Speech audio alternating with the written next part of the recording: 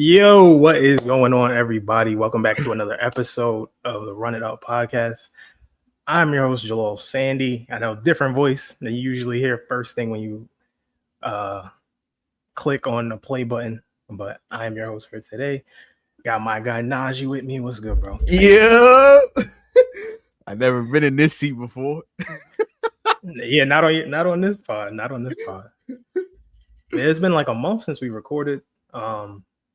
How you doing? What's quick life update? What you been doing? I'm chilling, bro. My sister and my niece and nephew came to stay with us for 2 weeks. My sister's actually a big listener of the pod, so shout out, Sissy. Hope you're doing well. She said she loves to hear us argue. She's actually actively rooting on our downfall. So, there shouldn't be much arguing today. Yeah. Well, That's between crazy. the two of us. Yeah. It was cool. It was nice to spend time with family. We had to take a little break. At the next couple of weeks of the pod, gonna get a little weird, to be honest, because you go on vacation next week, then I go on vacation the week after that, and then you're going away, but we're still gonna record. Yeah. So we'll figure it out. But hope you guys are gonna enjoy this episode. How you been, bro? Yeah. Oh man, it's been like a whirlwind. Transitioning to a new job. Shout out. Finally. I've been looking for a new job for like three years. I gotta figure out how to get sound effects on here, but there's a way to do it. I just never figured it out. So I'll be starting a new job in September. But listen, man, we going NFL season coming. We got to get more consistent. My schedule is gonna change, so we might do some different things. Maybe stream after Sunday night or Monday night games. I don't know. If I have, if I'm able to, I would. Yeah, me too. Because our jobs are tough. Because like I have to work pretty much every Sunday of the NFL season. So if I'm working at a night, it's tough to do it. But if I work the daytime games, like if I'm done at 5, we could definitely do like a record during Sunday night football kind of thing. Because I think a lot of NFL pods do that. Yeah, they do. I'll be off weekends while I'm training for my new job. So, and yeah. Before we get into it, make sure you follow the pod at Run It Up Pod on X/Twitter, and we finally have an Instagram. Promise I'm gonna get a soundboard. Follow me on Twitter at jsandy45_, Instagram j.sandy_, something like that. Follow Najee on Twitter at Najee Adams, on Instagram at Najee Adams. I'm not gonna beat around the bush. I know we got to give our songs of the week, and I'm gonna start with you because I always like to know what you're listening to because you're pretty unpredictable. I'm not gonna lie. That's crazy. And no, wait, you're not unpredictable. You're pretty predictable. I actually have so many songs of the week that I could use. I have a Drake song. Like I could go Drake Central C, but I could go GIVEON. GIVEON album was fire. I could go Justin Bieber because his album was fire. I could go Hurricane Wisdom. I could go Kyle Rich. Give him a rest, man. Give Hurricane Wisdom. Kyle Rich would be a good one. I don't think you've given a Kyle Rich song. I'm going to go Kyle Rich. I'm going to go just based on just because I feel like I don't ever give songs like this. I'm going to go GIVEON. And it's Strangers off his last album, Beloved. People sit here, people believe that I only listen to hip-hop, hardcore, rap, stanky leg music, but I have a normal music bag as well. GIVEON is great tunes. So my song of the week is Strangers by GIVEON. Well, I'll let you give a second song because you said you had so many. Because I have 2 songs. You got an honorable mention? Then I gotta go Yukon by Justin Bieber off his last album. It was between Yukon and Daisies, but I feel like Daisies is low key like the one that everyone's listening to. I'm gonna go Yukon off Justin Bieber's new album Swag. Ass name for an album, but the song is fire. Terrible. I haven't listened to it yet because I've been listening to a lot of other stuff, but I'm gonna get to it eventually. It's a good album. I've heard good things. July has been a great month for music. I'll give you my honorable mention first. It's a collaboration of 2 artists that I've given you solo songs in the past. Song is called Move It Along by Sasha Keable. She just had a Tiny Desk. If you haven't watched it or listened to it, go listen to it. It's pretty nice. It might be the last Tiny Desk ever made because NPC and PBS is no longer a thing. So we gonna see. Featuring Leon Thomas. Move it along. Sasha Keable featuring Leon Thomas. Shout out to both of them. Great artists. My real song of the week is from an album that I am currently listening to damn near every day. It's called 1,000 Mountains by Freddie Gibbs off of Alfredo 2. That album is unbelievable. Like I remember when Alfredo came out, I was like, yeah, this is cool. Like I like this. Like Alchemist cooking with his beats, and I always like when it's lyrical enough for me to be like, okay, he's spitting, but also like removed from the content is removed from what we used to. So like he's talking about money and women and cars, but the way he does it, it's very unique to what we're used to. So I would say I'm a Freddie Gibbs fan. I would say he's one of the better rappers out at the moment, has been for a while. And that album is fire. I've been listening to that. I've been listening to the Clips album. I've been listening to GIVEON. I didn't really like Burna Boy's album like that. I didn't even listen to Burna Boy's album. I listened to it once, and then I added like 3-4 songs. I think Tyler, this the Creator Friday came out with a little album. I didn't really like it, but my wife loved it. She's a big fan. Stan, actually. JID's got an album coming out in a couple days. So Gunna album, the last one. Gunna album. Yeah, his last album under YSL. Yeah. So excited for that. I think Lil Baby album is coming out too. Someone album is coming out. It's a couple albums dropping. I could care less about Lil Baby. Gunna though, I'll turn on some Gunna. Yeah. That's our songs of the week. We're gonna get into some NFL talk. We got NFL season right around the corner. We're in the middle of training camp. Hard Knocks just started last night. Preseason technically already started. The Hall of Fame game was last week. Week 1 of the preseason is tomorrow. Yeah, Thursday. Tomorrow. Shador primetime game on Friday, baby. Wait, primetime? Like, I don't know if it's prime time or not. I think it's going to be nationally televised, though. It might be nationally televised. If there was ever a preseason game to nationally televise, it's that one. It's that one. Yeah, we got to get our NFL takes off. We're gonna give our predictions for awards, and we're gonna do something a little bit different. Instead of giving the entire NFL preview, this week we'll do the AFC, and we'll pick our divisional winners and give our reasons why. And then on the next episode, which will probably be in about 2 weeks, literally the week the season starts, we'll go through the NFC and the rest of the awards. So we'll do half the awards and half the NFL. And after that, I got something I didn't really tell Najee what it is, and I didn't give him a idea of what it is, but it'll be great for TikTok. I'll tell you that. Okay, I'm hyped. I love being on this side of it. Yeah. People gonna get on my ass in the comments. Yeah. We're gonna feel that pain. Which division do you want to start with? Huh? We're going through the NFC. AFC. Oh, I was about to say. We can start. Do you want to knock the AFC South out? Because I feel like that's kind of the most lackluster joint. So we can start AFC South. I wouldn't say that, but would it? I would say the East is for sure. AFC East. East is kind of cheeks. East is a little bit cheeks, but I think let's start with the East. It's on topic. I just mentioned the East first, so that's cool. Okay.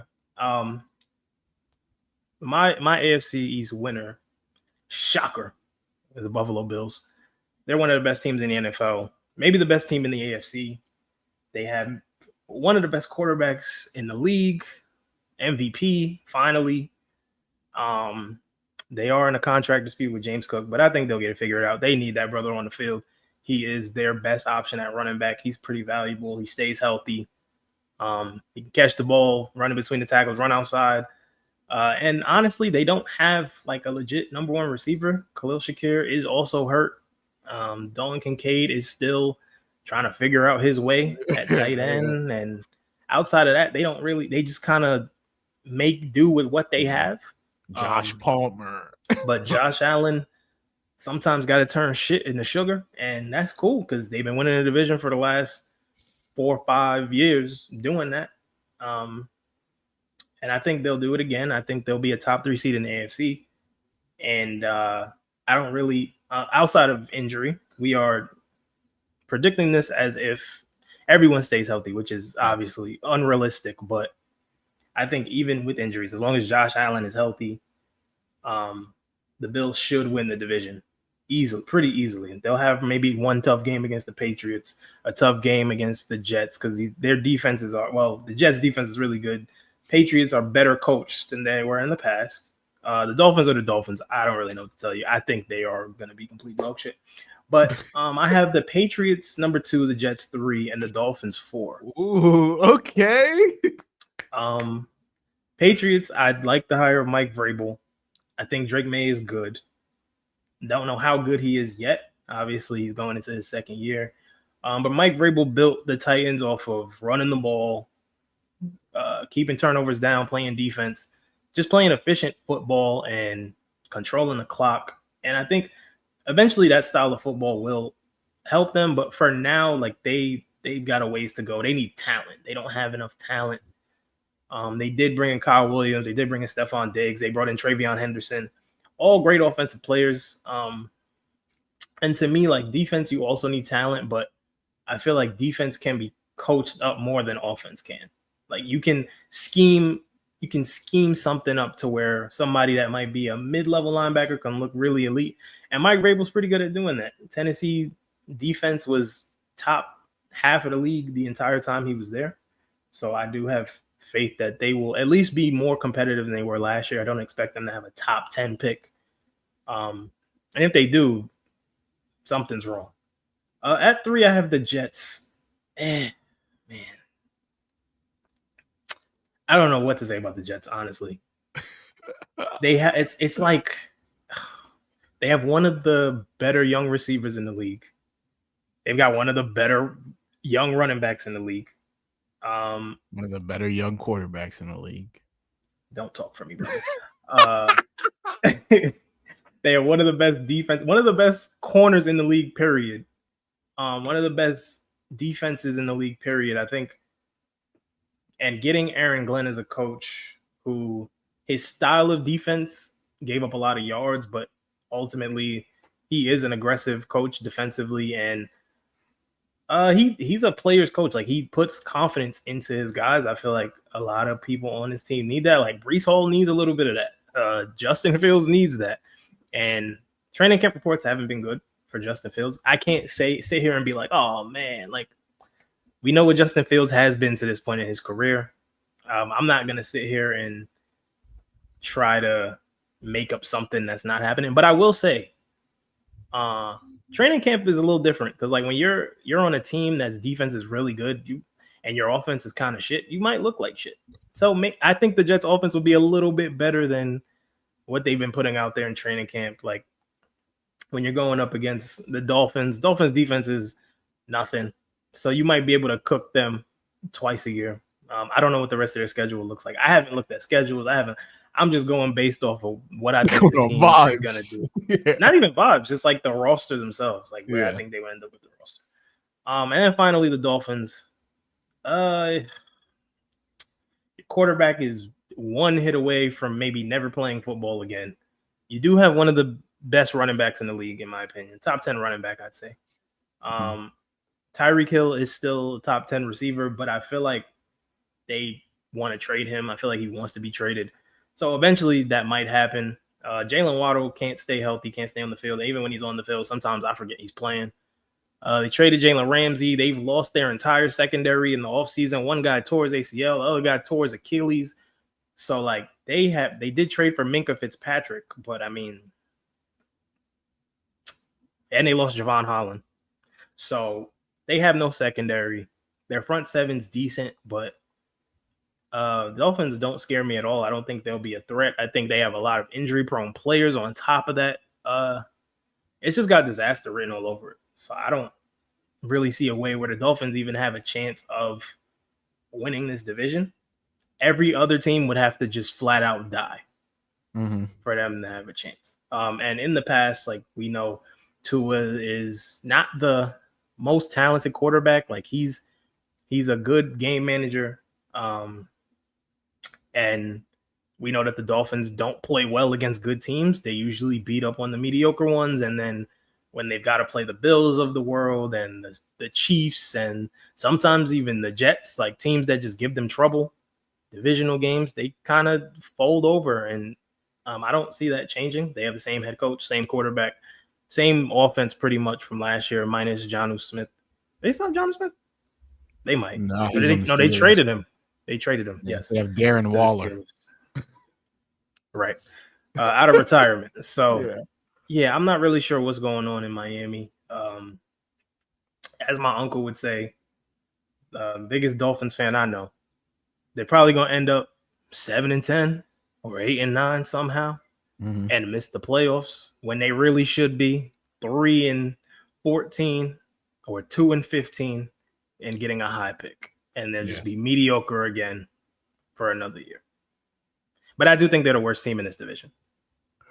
Yeah, I say so. For me, my AFC East rankings, not to give Justin Fields bail, right? But like, I do think in training camp, it is a little, with him specifically, the 3 bad days that he had are a little bit understandable because one, it's a new offense with a new offensive coordinator playing with new weapons that he has never played with before. So like the offense is probably a little bit further behind than the defense, who's compiled of a bunch of guys who've been playing together for years now. But with that being said, I have the Jets winning the AFC East. I'm lying. Chill. I have my MVP, my GOAT, my legend, Josh Allen and the Bills winning the AFC East yet again. For the Bills, I think he's just saying this because he's on his dynasty team. Yes, all that glaze, and you still don't have a chip. My king, my MVP, it's coming soon. We gotta wait. We gotta stay down till we come up. The thing with the Bills is this season, and honestly the last 4 seasons, has been defense. They spent their first 5 picks in the draft this year on the defensive end. 6 of their 9 draft picks were defensive players. It's clearly been their focus. They signed Joey Bosa, Michael Hoyt, Larry Ogunjobi. They drafted Maxwell Hairston out of Kentucky, who actually got injured, but like should hopefully be back early through the season. Bought back Trey White. Like the offense has not been the issue for the Bills. Since 2022, they've been second in offensive EPA per play every single year. Since 2020, their points per game finishes have been 2, 3, 2, 6, 2. So like Josh Allen produces a top 6 offense all on his own, no matter what pieces you swap in, bring Stephon Diggs in, get him up out of here, get James Cook as a larger part of the offense, swap offensive coordinators, bring in Amari Cooper, whatever it may be. Josh Allen is giving you a top 6 offense. The problem has been the defense. Last year, they finished dead last in opponent third down passing conversion, which basically means when opposing quarterbacks are throwing for it on third down, they were converting almost 50% of the time, which was last in the NFL. So like they just couldn't get off the field. Their problem has always been defense, especially in the playoffs. In 2020, when they got bounced in the playoffs, they scored 24. They gave up 38. In 2021, a game that a lot of people consider to be the greatest football game ever played, they scored 36. They gave up 42. In 2022, they only scored 10 and they gave up 27. In 2023, they scored 24, gave up 27. Last year, they scored 29, gave up 32. So like when it comes to January, scoring the ball has not been the issue. They just can't stop anybody. So like the Bills' ascension to being a real Super Bowl contender lies on the defensive end. Regardless of that, I think they're going to win the AFC East pretty easily. After that, I have hot take maybe based on your opinion, but I have the Dolphins finishing second. I have the Patriots third, and I have the Jets last. Ultimately, wow. I know. I'm just saying. Day. Let me look outside, make sure a certain somebody ain't coming back. What is going on? Nah, this is crazy. I'm being realistic. That doesn't mean I don't think Justin's not gonna have a good season. I think he's gonna have a good year. Since like September, being realistic. Ultimately, I went Dolphins too. because in Mike McDaniel's 3 years as a head coach, they've been second in the AFC East every single year. I know they haven't ever won a playoff game, but like I know that they have good players. Like I know that they're capable of winning anywhere between 8 and 11 games. Like they've shown me that. Like I know Tua can operate an efficient, explosive offense. I know Tyreek Hill, if healthy, can be the best receiver on the planet. I know Jalen Waddle is a high-end wide receiver too. Like, and like you just said, I know Devon Achane. I think he is. I think he's one of the better wide receiver twos in the NFL. He just hasn't stayed healthy. No, but continue. And then Devon Achane, I think, like you said, I think he should be a top 10 running back, maybe the most explosive running back outside of Jahmyr Gibbs in the NFL. Saquon. So like, and Saquon, yeah, top 3. I'll give him top 3. Mm-hmm. And so I know that they have good players. Like, and they're getting Jalen Phillips and Bradley Chubb back. They swap out Jalen Ramsey with Minka. I don't think they're going to be some juggernaut. Like, I wouldn't be shocked if your outcome played out and they finished last in the division. I would not be shocked. But I just know they've shown me before that they can do it. Whereas, like, there's a lot of Patriots hype, but like, they just gonna have to. I'm gonna just have to be wrong. Like you just got to show me. Like Drake May went 3-9 with 15 touchdowns and 10 picks, and people are talking like he's the second coming of Josh Allen in year 2. And like I get it, the Drake May hype is there, 3rd overall pick. I understand. I just got to see it though. Like I just have to see it first. And then the receiving core is a Stephon Diggs over torn ACL.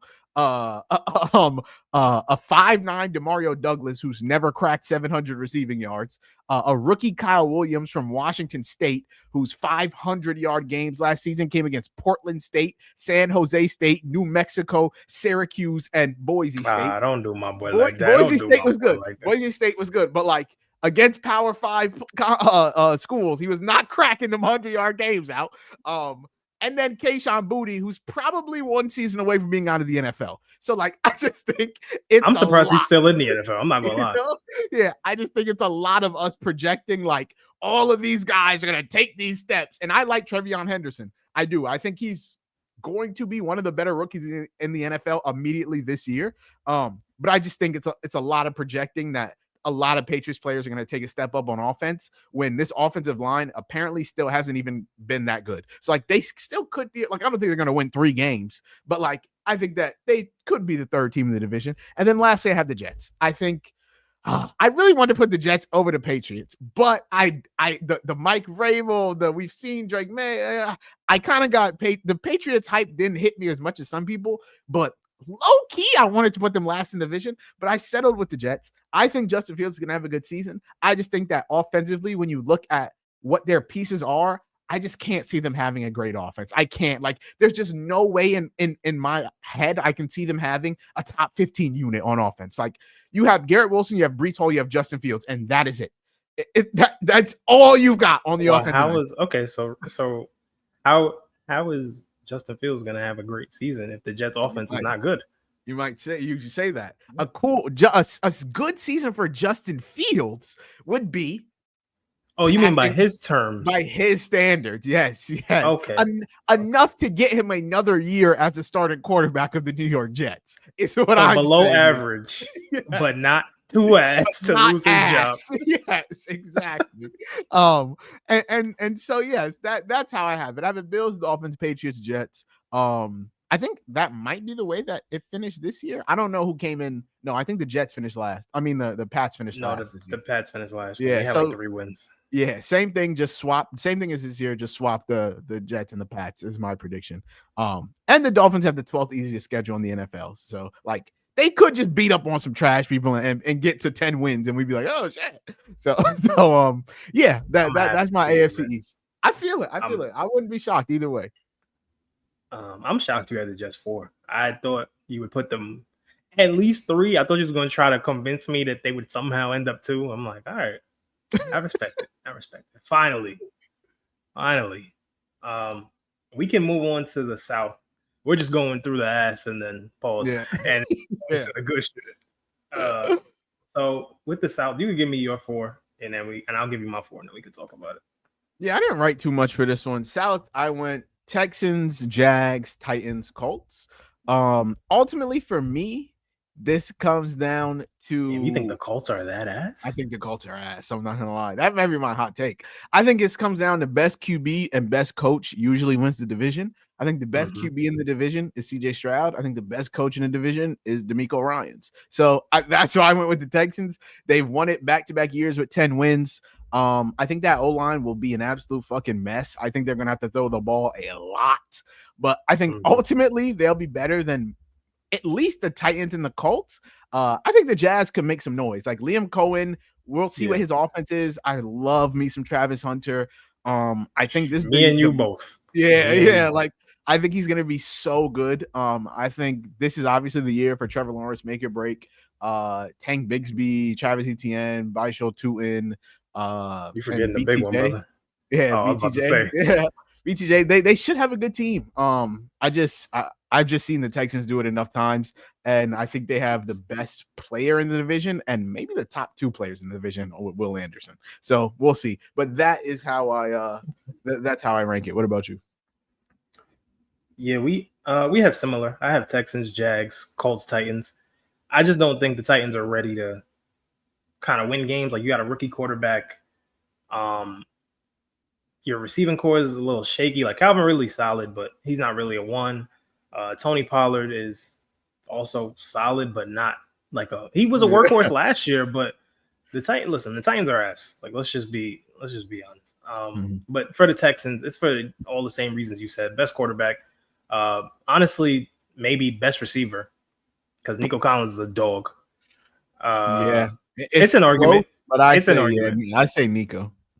Maybe best defender, Will Anderson. Best coach, best probably offense and defense in the division. I think, but like you said, I think the Jaguars might sneak into one of those wild card spots at the end. If they can win 9 games, I think they can make some noise. I love Travis Hunter, love BTJ.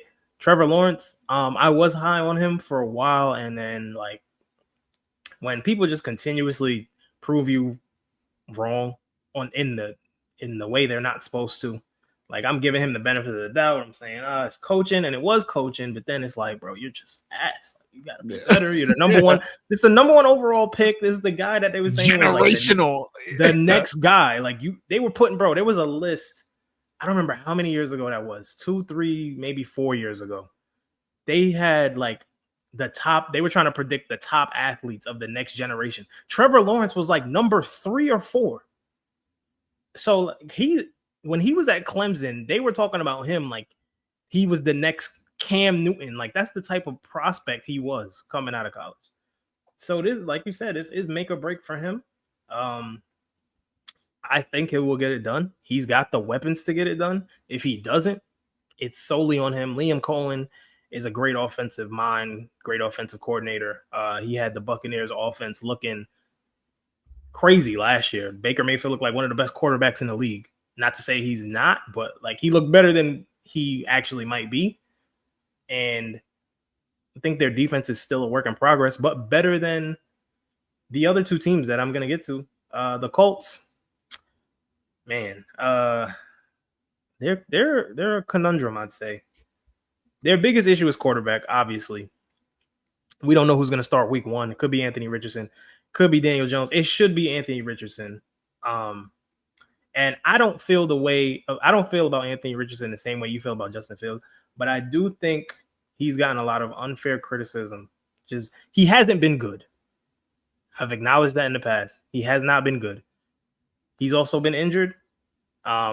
He's also tied with the youngest quarterback in terms of age in the league. When he came into the league, he was 21 years old. And he's 23. He's the same age as Cam Ward. So, like, sometimes, like, he shouldn't have been starting his first 2 years anyway. They kind of just threw him into the fire. They drafted him top 5. You put him in a situation where it's like, hey, come save our franchise. He's not the, hey, come save our franchise year 1 type of guy. He's not Andrew Luck. So they already put him in a tough situation. Then you got Jonathan Taylor getting hurt every year. Michael Pittman hurt plus can't catch. A.D. Mitchell can't catch. Alec Pierce only catch deep 50-yard passes. Mo Alley Cox can't catch. Yeah. So it's like he didn't have Tyler Warren, the savior. I'm saying they didn't have the weapons in the past, plus just bad quarterback play, inconsistent quarterback play. The defense has always been, I think, average, like around 15, 16, 17. So I think their defense will be okay, but this all just hinders on them having consistent quarterback play. I will be rooting for Anthony Richardson, not because he's on my dynasty team. I just think the way he's been getting dragged through the mud in his first 2 years, because he said he was tired one time. Like, all right, man, let's let it go. He didn't say he didn't want to play football no more. He just shouldn't have said he was tired. This is not what you say. He got his media training up. He's been saying better things. He's been looking better in training camp. Hopefully he's starting week 1. If he's not, I think the Colts do end up last in this division because I don't think Daniel Jones is that good, to be honest with you. But you might as well start your 23-year-old quarterback who your future is hindering on. This is the guy you drafted top 5. They did bring in Tyler Warren, like you said. Tyler Warren is one of the best tight end prospects in the last 5 years. Like, he's up there with the Kyle Pitts and the George Kittles and stuff like these are the guys he's getting compared to because he does a little bit of everything. You just keep naming Gators, baby. Tyler Warren? Was he a Gator before he went to Penn State? Kyle Pitts. You said Kyle Pitts. Oh, yeah, you're right. And they also need to be healthy. Jonathan Taylor, I think Jonathan Taylor being healthy is another big part of their offense. If you can have some type of offensive system where Jonathan Taylor is getting you 1,200 yards, 1,300 yards next year, and it's an option type offense where Anthony Richardson could get you 500, 600 on the ground, that's kind of the ideal offense they're looking for anyway. So, Michael Pittman's not a 1. Josh Downs not a 1. A.D. Mitchell's not a 1. Alec Pierce is not a 1. No disrespect to those guys, but they just really need to hone in on running the ball and kind of making it easier for Anthony Richardson. I feel like they wanted Anthony Richardson to be a type of quarterback that he's not. And sometimes, he couldn't make the throws, but other times it was like, how do you expect the dude to do that? Like, I get it. Shane Steichen is one of the better offensive minds in the league, but I think sometimes you just got to make things simple for guys. And he didn't do that for Anthony Richardson. Joe Flacco came in, made a mess. And then last, the Titans, like I said before, I just don't think they're ready to win. But I do think Cam Ward is going to be a good quarterback eventually. I don't know how he's going to look rookie year. Hopefully the Texans don't kill him because he's going to be running for his poor life, unfortunately. He is a playmaker. He's improviser. He's accurate when having a rhythm. I kind of compared him to Jordan Love when we were doing our draft analysis. I think he has some of those same qualities. Like, sometimes he makes a throw and you're like, there's 4 or 5 guys on earth that can also make that throw. Mm-hmm. And then there's times where he throws the ball to a guy that the only person in the vicinity of the ball was the defense. Yeah. And you're like, what the hell was that? But they are rebuilding, and that's fine. Like, you had the number 1 pick in the draft for a reason. So if I'm the Titans, I'm not ashamed for being asked one more year and trying to build this offense, build this team around our future franchise quarterback. And I think, I don't know. I could see a world where like the Colts kind of jump to 2 if Anthony Richardson plays well. But yeah, I don't know if anyone else wins the division, barring injury, obviously. Yeah. Yeah. I just think my thing with the Colts is that like the whole thing where it's like if you have 2 quarterbacks, you have none. Where it's like I just don't. I think there's no way that they can realistically start Daniel Jones week 1 because that's just an admittance of failure that like Anthony Richardson still isn't ready. And the scary part is like during the offseason, Anthony Richardson got hurt without contact. Like his shoulder, I think he had like the AC joint sprain or whatever with no contact. Like he was just throwing and his joint just came out. So it's like it's just a constant scare that like Anthony Richardson just might not be able to hold up as a starting quarterback in the league as currently constructed. And then you're moving on to Daniel Jones, and then you're running an offense with Daniel Jones and Michael Pittman, who's also hurt right now, and then Josh Downs, who everyone seems to think is like the next coming of Odell Beckham because Cooper of some Kupp analytical stats. It's like, okay, sure, great. And then I just think it's a lot. It's a lot that has to go right. But yeah, I don't know. I'd see a little bit of upside with the Titans that I don't necessarily see with the Colts. But if Anthony Richardson, I also liked Anthony Richardson. Like I wanted him to be a Seahawk. Yeah. Yeah, I wanted him to be a Seahawk. I still to this day believe if the Colts didn't take him, we would have taken him. But the Colts took him one pick before us, and I was rooting for Anthony Richardson, and it's just gone not well after that. I think his career would look a lot different if y'all did pick him. Like if he did drop to the Seahawks, he would have sat behind Geno Smith for a couple years. Yeah, and they just got Geno up out of here. And look, it's his third year in the league. He would have been starting for y'all next year instead of Sam Darnold. But Sam Darnold's all right. He cool. We gonna move it to another division. Trying to see these next two. You want to do West or North? Got some bangers. We're gonna save the North for last. So let's get into the West. Honestly, one of the best divisions in football. I don't know if people have been paying attention to what these teams have been doing, but I'm not gonna try to get into detail about the Chiefs. We know who they are. The Chiefs are the Chiefs. A lot of people want you to believe that they're not the Chiefs no more, but they're still the fucking Chiefs. They're still the Chiefs.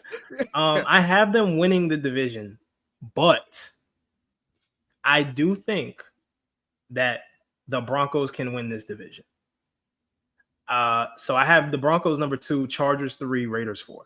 I don't think any of these teams are bad. Actually, I think the Raiders are kind of bad. I think the Raiders are dangerously mid. Yeah. Like so mid that you just going to get smacked up to the point. There's 3 teams in this division that can make the playoffs. The Chiefs, come on, Patrick Mahomes, Andy Reid, Isaiah Pacheco is healthy again. Travis Kelce's declining, but I mean, last year the Chiefs went 15-2. 15-2. And Rashee Rice tore his ACL. Marquise Brown was out for the season. Yeah. Marquise Brown out for the season. Travis Kelce was going through career decline. Pacheco went down in week 2. Pacheco died and came back in like week 12. Yeah. They had to trade for a 33-year-old DeAndre Hopkins. Yeah. And they lose their best corner in free agency. And they made the Super Bowl. And everybody signed Kareem Hunt off the couch, and he went for 707 touchdowns. Crazy.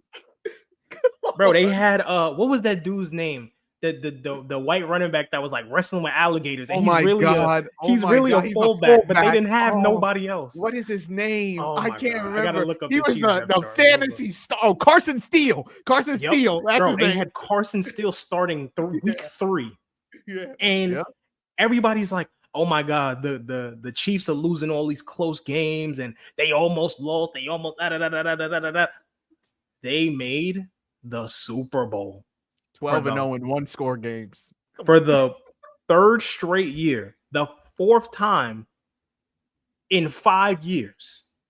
And we just want the dynasty to be over. They still got that dude number 15. Like, let's not act like we don't know who he is. Yeah, he had a down year, but they had to change their offense. They were real run heavy. He did make some stupid ass throws. I'm not gonna lie. Some of the worst throws I've seen him make in his career. So people feel like it's over. But come on. But I've seen the Patriots get their ass whooped in the Super Bowl. And when teams like that get their ass whooped, they make not wholesale changes, but maybe some schematic changes. Maybe the Chiefs need to get back to airing that bitch out again. Listen, you got some solid running backs, but you don't got world beaters back there. You don't have – I don't think Isaiah Pacheco is a top 10 running back in the AFC. I'm going to just come out there and say, I think he's not right now. Maybe 2 years ago when he was healthy and he had 1,000 yards and I think 8-9 touchdowns. He was solid.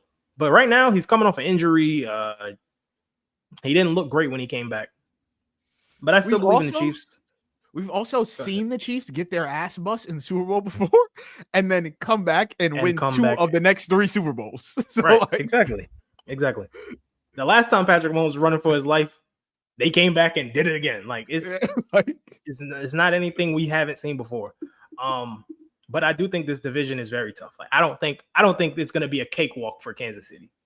The Broncos, to me, at the moment, have the best defense in the NFL. They were top 3 in points allowed, number 1 in yards allowed.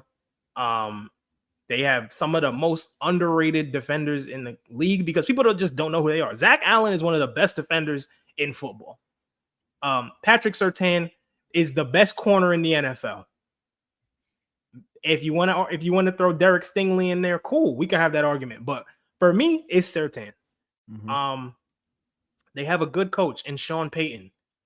They won, 10 games last year with a rookie quarterback, and their starting running back was Jaleel McLaughlin and the ghost of Javonte Williams, and I don't even remember some waiver pickups from fantasy that aren't even on the team anymore. Audric Estime, and there was one more guy that I can't remember. And Bo Nix, as a rookie, gave Cortland Sutton a resurgent season. Marvin Mims had some great games. Like, they kind of turned what we thought they might win 5-6 games into 10 games. That's just coaching. That's great coaching. That's great execution. And they are much better, at least talent-wise and on paper, than they were a year ago. They draft a running back. They bring in J.K. Dobbins. So now you have two guys. You got a nice little committee that you can commit to. And honestly, when you're playing the Chiefs, you got to make sure they don't keep the ball for too long. So the best strategy to beat the Chiefs is to run the ball and try to put pressure on Patrick Mahomes. And I think the Broncos have built the best team to do that in this division. 3, I have the Chargers, and I don't think the Chargers are bad. Like I said, they could easily make the playoffs. They were second in the division last year. They go out, draft Amari and Hampton. The reason I didn't say who the Broncos drafted is because I always get RJ Harvey and Jesus Christ. Don't remember his name. But I always get two of them mixed up. So I'm not going to say the wrong name here. I'm going to just go look it up after this. Amari and Hampton in the first round out of UNC. I love him as a prospect. He's a really good running back. I think eventually he'll have the starting job, probably midway through the season. Najee Harris can't see right now. He's probably walking around looking like Slick Rick. But they have Justin Herbert, who's one of the best quarterbacks in the NFL. I'd say a top 10 quarterback easily. Even though when the playoffs come around, he's been very, very suspect. Suspect. But their system works. Jim Harbaugh is running a great system, running the ball, keeping the turnovers down. Justin Herbert threw, I believe, 4 interceptions last year. And they signed Keenan Allen. They still have Ladd McConkey. Mike Williams retired, but they're going to be all right, man. They drafted some tight ends. They'll be fine. But I think it's just you got to win your divisional games. The Chiefs always play them tough. The Broncos played them tough last year. And even though they might beat up on the Raiders, I just think they got to, in order for them to even be second in this division, you probably got to win 3 or 4 of your divisional games, and that's kind of tough. And I do think their defense got a little bit worse. So them they're probably going to lose Asante Samuel. Joey Bosa's a Bill now. So they lost the pass rusher. They kept Khalil Mack, but I think their defense might take a bit of a step back, losing one of their better pass rushers, one of their best corners, even though he was hurt a lot. And these are one of those divisions where your margin for error is really small. So you could go 9-8 and miss the playoffs. Yeah. Because the two teams ahead of you got 10 wins and 13 wins. And then finally, the Raiders at 4. Like I said, they're just mid. They lost their best corner in Nate Hobbs. He goes to the Packers. They draft Ashton Genty with a top 10 pick. Cool. They trade for Geno Smith. Cool. They draft Zach Betch. Cool. But hire Pete Carroll. Cool. Hire Pete Carroll. Cool. This is just painfully mid. Yeah. Sign Jamal Adams. Cool. I forgot about that. Yeah. Didn't move none of these moves outside of Ashton Genty and Geno Smith, because honestly, their quarterback, they had some of the worst quarterback play in the league. So Geno Smith is an average quarterback, I would say. I think he can give you average. He can give you average quarterback play in totality of a season. Mm-hmm. Ashton Genty, from a talent perspective, was probably a top 3 player in the draft. So you get a guy at 7, 8. I think they had 7 or 6. But you get a guy that's a top 3 talent, fit him right into a system that's run heavy and has a veteran quarterback. But they don't really have a number 1 receiver at the moment. We don't know who will turn into that guy. Jacoby Myers is not really a one. You got 2 rookies. You got Dante Thornton season, baby. Thornton, who's a deep threat. I know Gino like to fling that bitch, but yeah, they do have Brock Bowers, maybe the best tight end in football. But we shall see. Like I think they can win 6-7 games. Yeah. I think Pete Carroll can still coach. I have no problem with Pete Carroll. I have no problem with Geno Smith. I don't think their defense is that good, even though they have Max Crosby still. But like nothing on their defense really moves me like that. Pete Carroll implementing maybe the Seahawks, a version of the Seahawks' old defense. Not sure how that's going to work with the personnel they have, given that their defense gave up a lot of points last year. And again, it's a case of we'll see, because their division is just so tough. Like, if they played in the AFC South, I would have them like second. Maybe. Yeah, for me, I have Chiefs 1. They've won the last 9 straight years. They've never lost with Mahomes at QB. Like they're gonna never lose. Yeah, they're gonna win the division.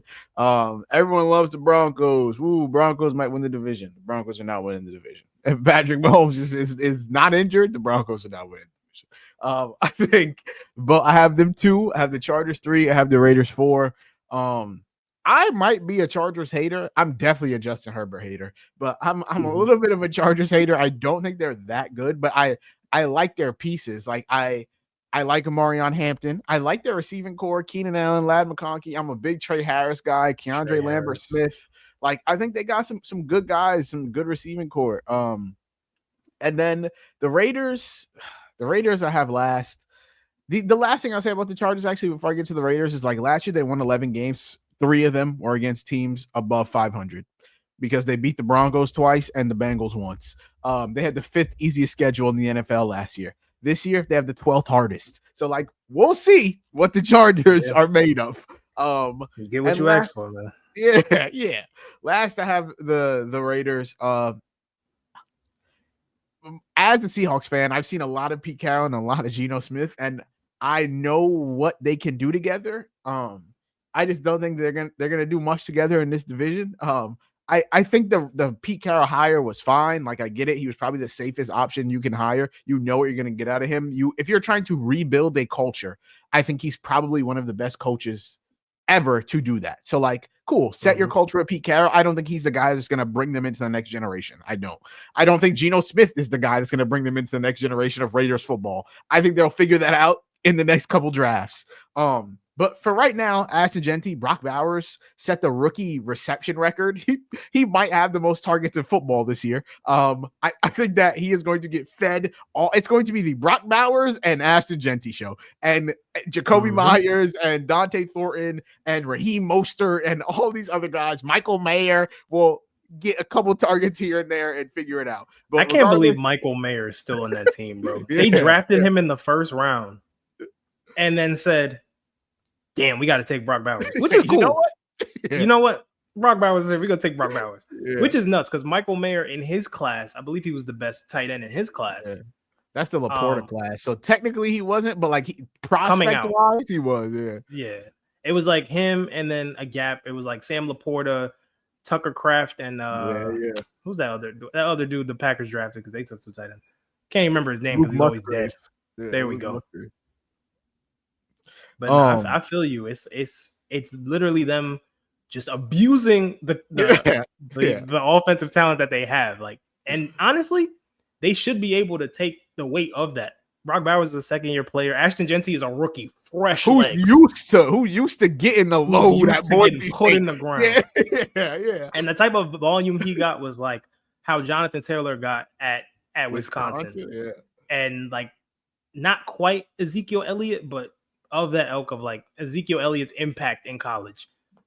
So he should have a top 10 running back season just based off of volume, based off of his talent. And if he doesn't, I'd honestly be disappointed because that'd be the second running back that came in the last 4 years.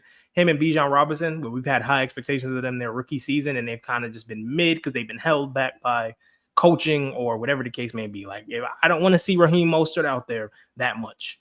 Ashton Jeanty is a franchise piece. You got to have him out there to try to win games, bro. Absolutely. And then the last thing I'll say about the Broncos, my team I have second in the division, I think they're going to be a really good team. I do. I think they're a good defense. I like what they're doing on offense. I think Sean Payton has single-handedly revitalized that team. Like he saw his guy in Bo Nix. Everyone called it a reach at the time. And now no one's saying that. And like that is the when people say like reaches in drafts, like no one matters if it works. Nobody cares. Nobody cares if it works. They picked him really early. And everyone was like, "Oh my God, we share Bonet," and no one gives a fuck at this point. They have RJ Harvey, they have J.K. Dobbins, they have a bunch of that's his name. They have a bunch of pieces in the receiving core. They signed Evan Ingram. They have Cortland Sutton, Pat Bryan out of Illinois, Devon Vele, Marvin Mims, my GOAT Troy Franklin out of Oregon. Like there's a lot of pieces on this receiving core. We'll see how it comes together, but like this should be a good offense. They've got a receiving room like similar to the Packers. Yeah, like a lot of guys that can make plays, but like there's not really. I mean, Cortland Sutton is the number one. Yeah, but I don't know if he's like a true alpha. He had a great year last year, but he is what 30, 29, 30. Like that. So 30, so, and they did give him an extension, so they believe in his talent to last. Like I said, I would not be shocked if the Broncos won this division. Like I don't think the Chiefs. I'll be honest. I would be shocked. I might be higher on the Broncos than a lot of people. They were my sleeper team last year. Like I thought, even with mediocre, like even if they had mediocre quarterback play, I thought their defense was going to be solid anyway. Mm-hmm. So for them, year 2 of this system where they already got momentum, they have something to prove. Like Bo Nix, people are still questioning Bo Nix's impact as a quarterback. Like they think he's just like the second coming of Alex Smith, just a game managing quarterback that doesn't really turn the ball over, doesn't really do anything too special. And then they give Sean Payton maybe a little too much credit. Like Sean Payton ain't out there throwing the ball, bro. You got to make the throws. And Bo Nix made some throws last year. I was like, damn. So that first throw, that first drive, the playoff game versus the Bills, we had that 60-yard shot to Troy Franklin. I was like, oh shit, we got to get him. There was another throw. I think they were playing the Browns. And I think it was the game where Jerry Jeudy had like 15 catches for 250 yards. He made a throw to Marvin Mims, and I was like that's an NFL, that's a big boy NFL throw. Those are the type of throws you got to make. But yeah, do you see the Chargers possibly winning the division? No, I don't. I just don't think they're. I don't want to say I don't think they're that good. I just think that like they're a little worse than people think they are. Like I think they did benefit from the easy schedule last year. I think they have a little bit of a tougher schedule. I do think that they're a better team than they were last year, though. So like they won 11 games last year. I could see them winning like 9 games, but like I don't think they're better than the Broncos or the Chiefs. Yeah, me neither. I think we have the same exact. Yeah, we have the same order. And now getting to maybe the best division in football. I don't think it's the best division in football, but it's definitely in the top 2 or 3. Yeah, because you think your division. It is, brother. It is. We'll get to that next episode. But the AFC North, I'll start with mine. The Kings of the AFC North, the Baltimore Ravens. They've been the Kings of the AFC North for quite some time now. Since Lamar Jackson has become the starting quarterback, they've been at top of that division and atop of the AFC for the last 6-7 years. I think I finally think this might be the Ravens' year. And I know everybody's like, man, they didn't get to the Super Bowl when Lamar won 2 MVPs. They didn't get there last year when they arguably had their best team. Lamar don't show up in big games. Yeah, I agree. However, I think the Bengals are in a situation where their defense, if they don't draft insane top tier defensive players or trade for defensive stars, their defense is going to be so bad for the next 5 years. and it's not like I haven't seen this movie before. They're going to be what the Green Bay Packers were for like when Aaron Rodgers was in the prime of his career, throwing 4,000 yards, 4,500 yards, 40 touchdowns, 5 interceptions. And everybody's going to be like, yo, Joe Burrow might be the best quarterback in the league. Then you look, and them niggas are 7-10. Why? Yeah. Because Najee Adams out there playing corner. That's why. But listen, the Ravens are the best team in this division, bar none. I don't think there's any argument with that. They have the best quarterback in the division, best running back in the division, best overall offense, I would say. Best defense, best coach. Yes, best coach. And they know how to win, at least in the regular season. I'm marking them down for minimum 12 wins next season. They run the ball very well. Derrick Henry is still, at the age of 32, going on 33, still a top 5 running back in the NFL. It's absolutely insane. We haven't seen this from anyone outside of like Emmitt Smith or like LaDainian Tomlinson. Like, running backs just don't last as long, and I think we should cherish it while it's happening because everybody's going to want Saquon to do the same thing. Saquon's body might break down in the next 2 to 3 years. So I would say for a guy that takes the amount of contact that he takes, granted the last 2 years he hasn't taken as much, but the mileage on his body is getting up there, and for him to year after year be guaranteed 1,000 yards by week 10 and then be double-digit touchdowns every year, it's a sight to see. He's one of the greatest running backs of this generation, and I think he'll keep doing this going into next year. Isaiah likely did get hurt, so they have to wait for him to come back. But Mark Andrews is still there. Zay Flowers is still there. Rashad Bateman had a solid year last year as their number 2. And they got that guy, Lamar Jackson. He ain't Patrick Mahomes. He's not Josh Allen quite. I think they're on the same level, but I give Josh Allen the edge because he won MVP. He beat Lamar. They beat the Ravens in the playoffs, so like I give him the edge right now. But he's on the same level as Josh Allen, and I think they just gotta win, bro. Like they've had the talent for the last 5 years, and one way or another, whether they're playing at home, they've had home field advantage multiple times. I think every single time the Ravens have lost in the playoffs, they've lost at home. It's like them, maybe they need to go on the road and grind something up from inside of them. Like, yeah, you playing at home, maybe you're a little too comfortable. So they'll win the division, I think, pretty easily. The Steelers might steal a game from them. The Bengals might steal a game from them, but they're going to smack up on the Browns, and they play well against really good teams. So 2, I have the Steelers, which honestly, I had to do mental gymnastics to get here. But you have the Steelers too? Yes. Okay. I think here's why. I think they are a better coach than the Bengals. I don't think Zach Taylor's a good coach. Aaron Rodgers is not as bad as he looked last year. I truly believe that. I think the Steelers' system that they've been using for the last 3-4 years, they'll continue to implement. Running the ball, feeding their top receiver. DK Metcalf is not, I wouldn't say he's one of the best receivers in the league. He's one of the better receivers in the league. And I think he's respectable. Like, he'll get you 1,000 yards, 1,100 yards, most likely, 7 touchdowns.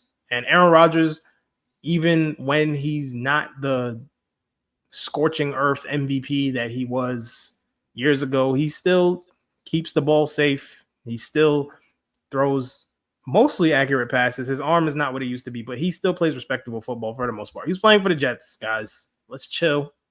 Let's relax. Mike Tomlin will make sure that he succeeds. I think he'll have a good year. This might be the last year he plays ever. So I think he's going to have some motivation to kind of try to win the division. And the best Aaron Rodgers I've seen is the one that has chips on his shoulder. So I think he'll have one on his shoulder. I think the Steelers still have a really good defense. TJ Watt just signed an extension. They traded for Jalen Ramsey. They signed Darius Slay. Still have Alonzo Highsmith and all that whole front 7 that wasn't as great as they usually are, but still respectable. And Steelers defense is good enough to keep you in games.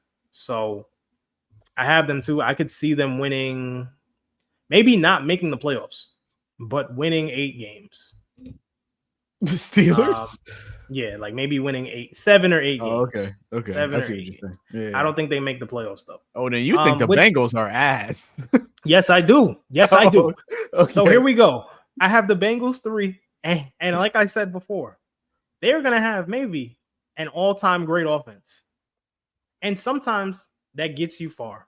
Sometimes it doesn't. I'm not taking a gamble on that.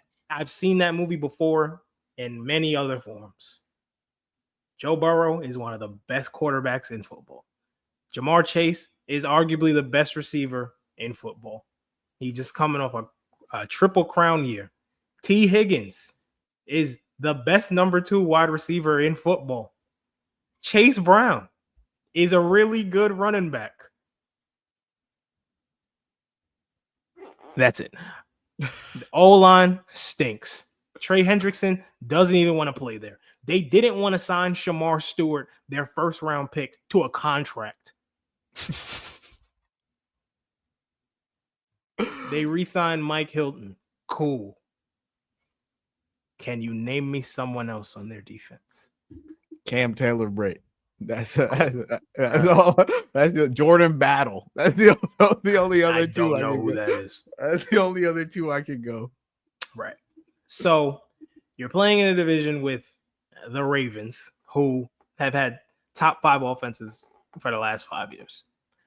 Playing against a team that in the past has shown that they can kind of diminish your offense. The Steelers play the Bengals really well. I feel like every time they played this, there was one time where the Bengals smacked or scored a high amount of points, like 30 whatever points, and they ended up losing in OT anyway. That was absurd. Was that the Ravens? Is that a Ravens game? That might have been a Ravens game. But anyway, every time I see the Bengals play the Steelers, I feel like Joe Burrow's struggling. Also, let's not forget, every season in September, the Bengals look like the bad news Bears, bro. For the first 4 or 5 weeks of the season, Joe Burrow looks like, bro, like fucking the BMF quarterback, the BMS quarterback from Alex Blue Moran. Mountain State, Alex Moran. Jamar Chase is crying that he's not getting the ball. T. Higgins is hurt. And the defense is giving them 40 points a game. This happens every September. So you're telling me the Bengals are going to start off maybe 2-3, 2-2, 2-3, maybe 1-4, and they're going to make the playoffs? I don't think they make the playoffs. They might win 6 or 7 games. You think they make the playoffs? Shit, I got to win in the division. Oh, you're saying. And then last is the Browns. Like I'm not wasting time on the Browns. I don't even know who's starting at quarterback for them week 1. Probably Flacco. Yeah, cool. Yeah. Their defense will be respectable. Myles Garrett's maybe the best defensive player in football. Their secondary solid. They've got a good coach. But like they're so ass. Nasty. It's nasty. They're very bad. They're not a good team. I don't know if they win more than 2 games this year. Their running back is the only rookie not signed in the entire NFL because he's catching cases. He may or may not ever play. Well, they did draft Dylan Sampson. They did. They did draft Dylan Sampson. I think Dylan Sampson is going to be solid even if Judkins doesn't play. Yeah.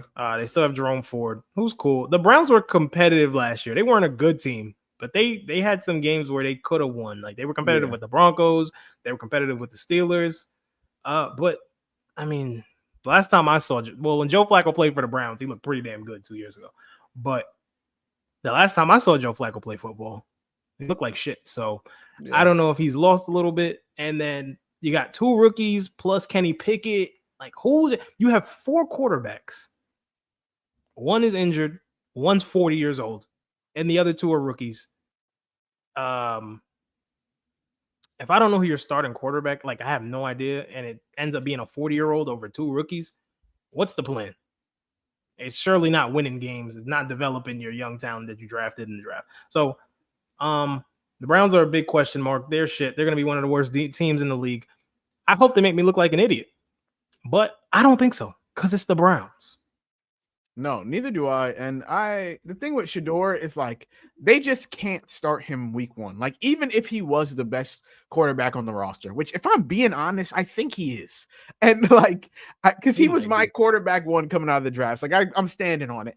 I think he's the best quarterback on the roster. The thing is, the Browns can't start him because it would just be an utter admittance of just pure incompetence by the Browns that, like, okay, not only did we waste a third round pick, but we're trying to move on from the whole Deshaun Watson thing, gave him knew he was a freak, still gave him the contract, did all that, but we're trying to move on from that. We then traded for him. Yeah, traded first round picks for him. Traded in the midst of the freakness coming out. Of the freak bullshit. Yes. Yeah. Coming out.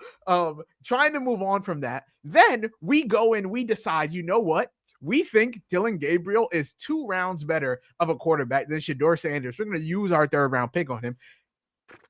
You're just saying that you think he's the better quarterback. So to start Shador Sanders would not only mean that you evaluated them wrong, but that, like, in how many weeks has it been since the draft? Maybe 2 months since the draft. Like, you just got it wrong and you burned a third. Like, he just can't start. Regardless, I think the Browns are the worst team in the division. They're going to be the last place team. For me, the AFC North, maybe it's a hot take. I don't know. I have the Bengals winning the AFC North. I have the Ravens second. I have the Steelers third. I have the Browns 4.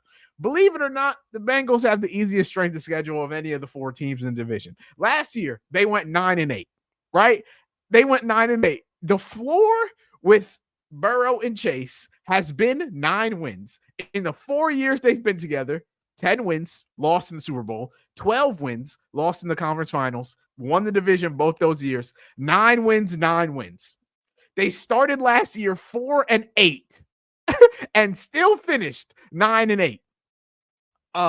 Last year, they lost 4 games where they scored at least 33 points. First time in NFL history that's happened. So, like, not only was their defense just bad, it was historically bad. So, like, I'm just going to, let's say their defense is still bad. Let's just say instead of historically bad, they're the 28th best defense in the NFL. I think that's still enough for them to win 12 games. They won 9, but one of the worst defenses maybe we've ever seen in football. So, like, I'm giving them 3 more wins off that.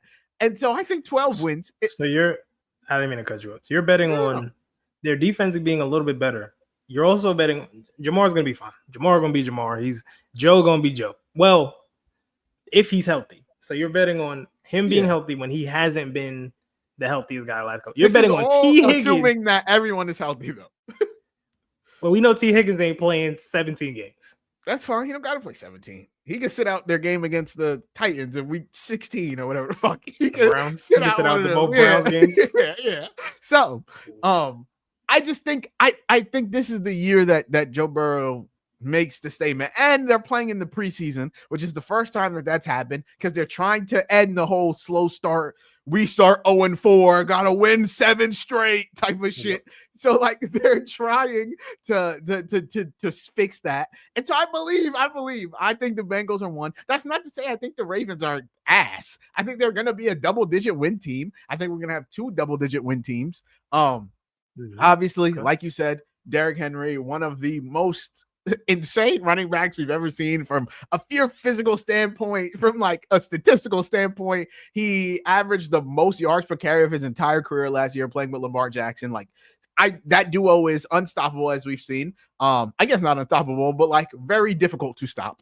And I think that they're going to be good again this year. I think Lamar has a case for the best quarterback on the planet. I think he's in the same range as Mahomes, Burrow, and Josh. The defense, their secondary, they've made some moves.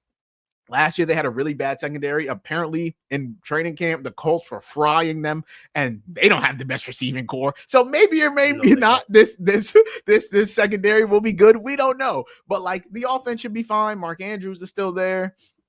And I think the Ravens will be good. I just am personally higher on the Bengals than I am on the Ravens, and that's that. The Steelers, I think they just fall in third here because there's a significant gap between 2 and 4. So like they just have to go into 3. I ultimately think that the Steelers will be I don't want to say that there's going to be 3 double-digit win teams in this division, but like I wouldn't be shocked if there were. I also think that Aaron Rodgers, 2 years removed from the Achilles, is going to look pretty good. I think he's going to look all right. Like, and I think that their defense could be the best defense in football. Like TJ Watt, Patrick Queen, Jalen Ramsey, Darius Slay, Joey Porter Jr. Like they have a lot of good pieces on defense. Alex Highsmith, Cameron Hayward, like they have good pieces. So like this could be a really good team. And on offense, like if it all goes right, Aaron Rodgers puts it together. DK Metcalf goes for 1,200. Calvin Austin and puts up serviceable wide receiver 2 numbers. Jonnu Smith goes crazy. They find a way to get Pat Freiermuth involved. Jalen Warren and Caleb Johnson combined for 1,600 yards all purpose. Like they get busy. They score enough to be a 10-11 win team. So like I think this is a really good division. I think this is the Bengals' year for me. I don't think they're going to win the Super Bowl, but I think regular season wise, this is their year. And so yeah, that's my AFC North rankings: Bengals, Ravens, Steelers, Browns. Our rankings are very different, and I'm cool with that.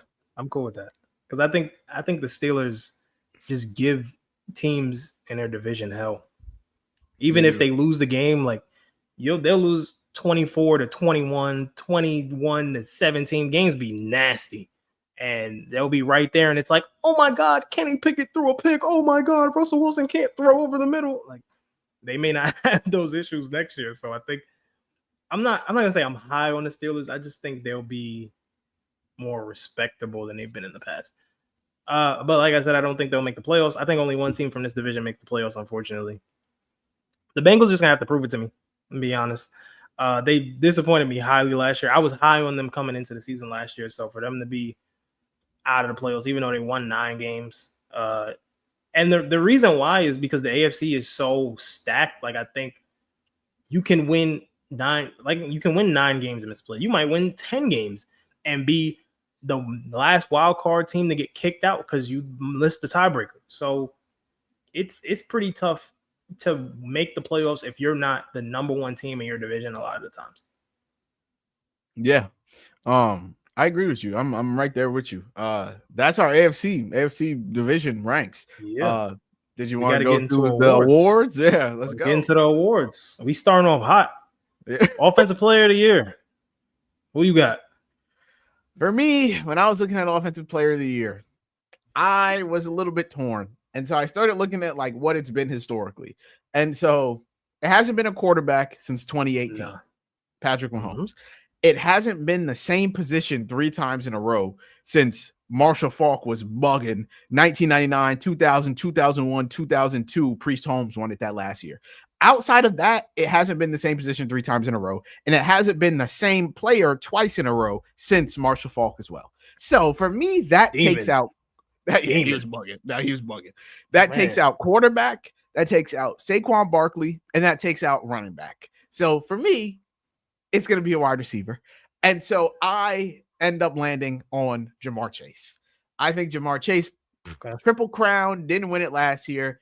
Doesn't have one. Justin Jefferson has one. Cooper Kupp won his off the Triple Crown. Michael Thomas won one a couple years ago. I think it's time for Jamar Chase to get one, especially if I'm saying the Bengals are going to be this division-winning 12-win team.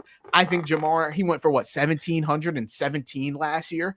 I don't know if he does that again, but like, y'all see where he's going. Don't be surprised by his MVP pick. Yeah, don't be shocked. I see where this is going. Yeah, I see where this is going. And so I go Jamar Chase. Let's just say he puts up 1,715 this year. The Bengals win 12 games. I'm taking him, and for my long shot, I'm going. I was struggling with this because I wanted to go Nico Collins, but I felt like he wasn't a long shot. I wanted to go Josh Jacobs, who was a little bit. He's that's a good pick though. Like that's not a Like I think the Texans are gonna pass the ball a fuck ton. So like I wouldn't be shocked if Nico Collins won it. I wanted to go Josh Jacobs because like I think the Packers offense is gonna be really good, and Josh Jacobs over that back half of the season was scoring like 3 touchdowns, insane. 2 touchdowns, 3 touchdowns. Like I think he could go crazy. I didn't end up going with him though. I went with Devon Achane. Just off pure explosives alone, like I could see him going for 1,400 on the ground and like 400 through the air, 500 through the air, having like 17, 18 touchdowns. I don't think the Dolphins are going to be this insane team, but like, I just think explosives wise, he can break those Saquon, make one cut, 70 yards, 80 yards done. To the house. Yeah. Like once those start to pile on, it's tough to not be like, hey, that he might be the best offensive player in football right now. So like, I think that he's my dark horse. But in just pure picks wise, I'm going to take Ja'Marr Chase. I like your pick. I'm not going to use your logic though, because fuck all that shit. I went with a running back. So I don't know if it's a hot take or not. It's probably not a hot take. He's one of the best running backs in the league, one of the most explosive guys in the league. I picked Jahmyr Gibbs. Oh my God, I almost said Jamar. Jahmyr Gibbs. He is. You can make an argument he's the most explosive running back in the league. That man touches the ball and goes from 0 to 100 in 1.5 seconds. And throughout training camp, he's been getting good reports. And they're saying that going into next year, he's going to be getting more volume. So I just wanted to tell you what his stats are when David Montgomery is not playing. Mm-hmm. He's averaging over 130 scrimmage yards, over a touchdown. And he's had a couple receiving, he get through the air, he's at about 30 to 40, 35 yards a game. That for a whole season, 130 scrimmage yards a game, I don't see how he would. I mean, he's obviously going to be considered, but with the Lions offense, it's not like they lost any pieces. Yes, they lost Ben Johnson, but it's the same players. Jared Goff, Amon-Ra St. Brown, Sam Laporta, Jameson Williams, David Montgomery, and Jahmyr Gibbs. It's the exact same with Penei Sewell running hook and ladders. Yeah, so line it up out wide. I expect the Lions offense to be really good. Don't know what their defense is going to look like with Aiden Hutchinson coming back and trying to come back from did he break his leg? Some crazy shit. Yeah, crazy, something like that, right? So, we don't know what he's going to look like at least next year. So, I don't know what the Lions defense is going to be. It'll probably be respectable, but they lose Aaron Glenn. They got to find a defensive coordinator. So, I'm shaky on their defense, but when they're trailing, Jahmyr Gibbs is in the game, and he does a little bit of everything. He can break out for, like you said, with Devon Achane. He can break out for them 80-yard touchdown runs too. He might reach, like, in terms of top speed, he might be the fastest. I think it's either him or Achane. Yeah, they reach top speed pretty often, and I think just the way he complements their offense, him and David Montgomery together, they complement each other so well. And the versatility in their offense, the way they're just able to use him in so many different ways. Every time he's on the field, it's like you don't know what they're about to do. He might just be a distraction. But ultimately, I do think he, numbers-wise, will have the best running overall numbers in the NFC.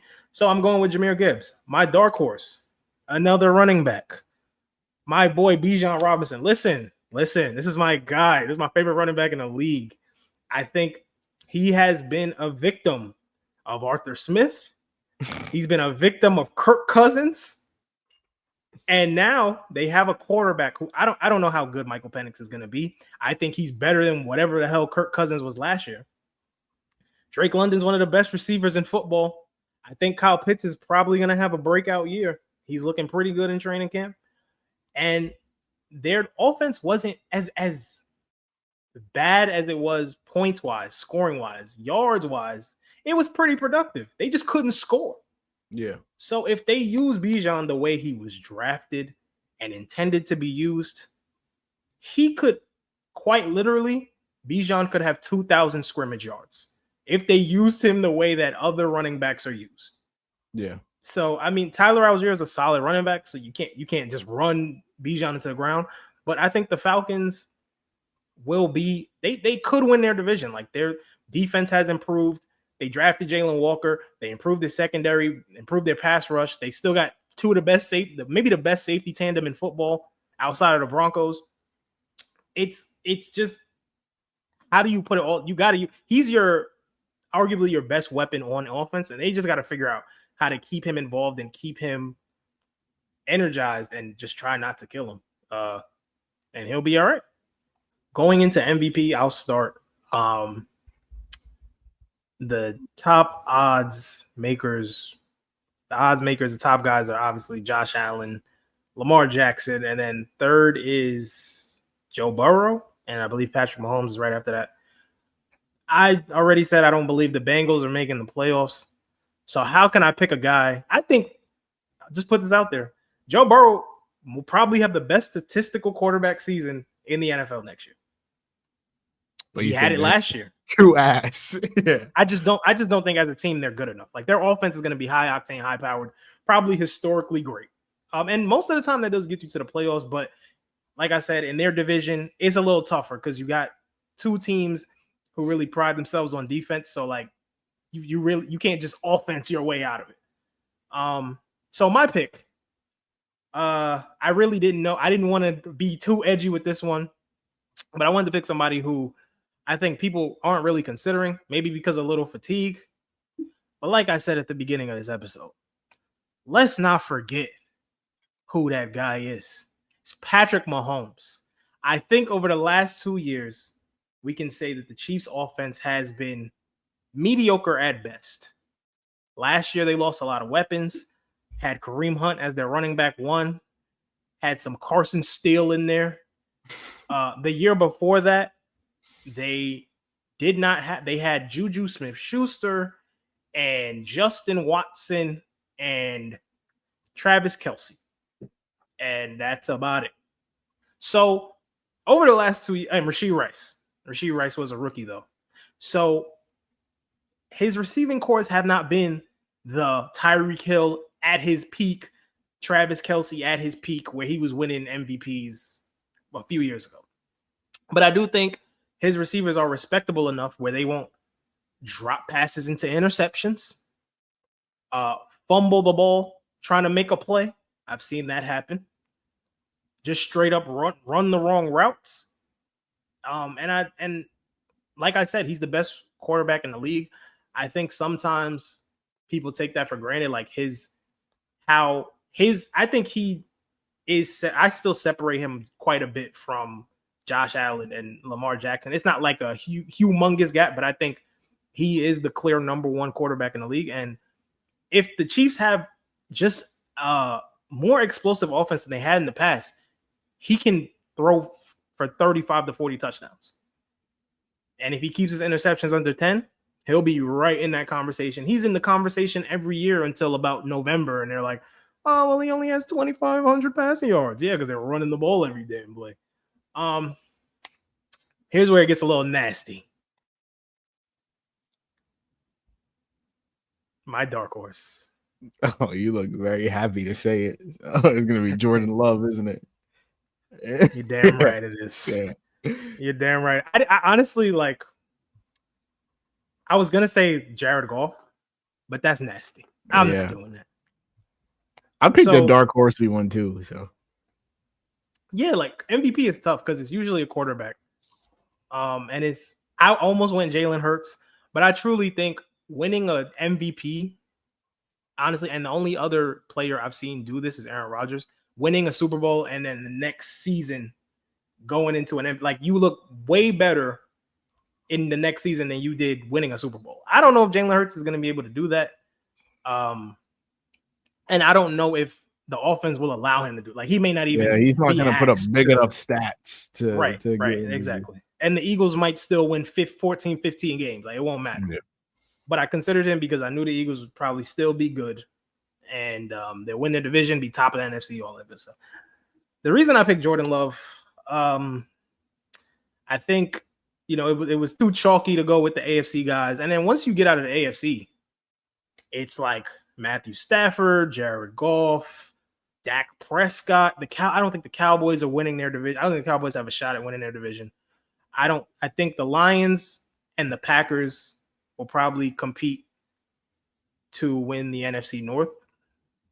And I truly believe, watching the last 2 years of Jordan Love, last year he was hurt. Couldn't run for maybe 5-6 weeks. He hurt his groin, couldn't scramble out the pocket. So his rushing yards were down a lot from his first starting year. He threw the same amount of interceptions, threw less touchdowns because they had to run the ball more. But now he comes into a season where there aren't like big expectations on the Packers. Last year, everybody was like, oh my God, they got this great receiving core. Don't know where they got that idea from. And they're just going to be world beaters and they're going to win a division and win 13 games, blah, blah, blah, blah.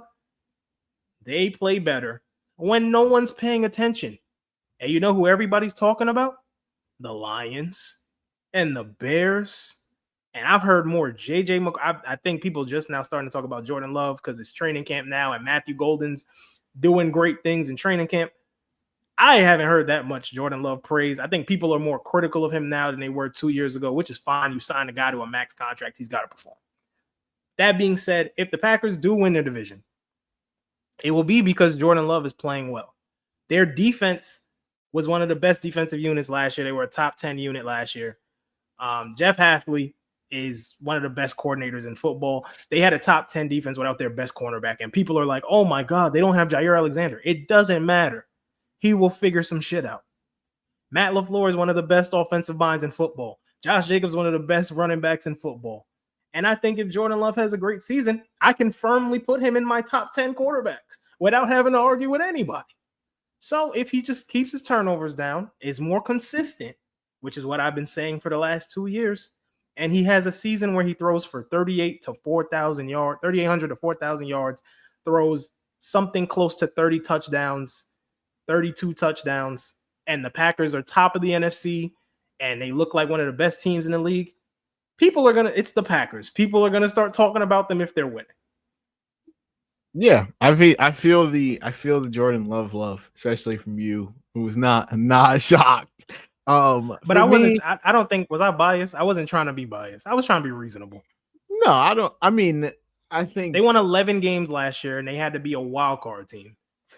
I think MVP is usually quarterback on best team. And so if the Packers are a top 3 team in the NFC, if they win their division and Jordan Love has the type of season you say, he'll be in MVP conversation. So I don't think it's a crazy like pull to be like, oh fuck, I can see it happen. Mine's are much. I'll keep mine kind of short. My MVP, we've been doing this pod now. You clearly see the trend here. I got the Bengals winning the AFC North. I have Jamar Chase winning Offensive Player of the Year. And so I've got Joe Burrow winning MVP.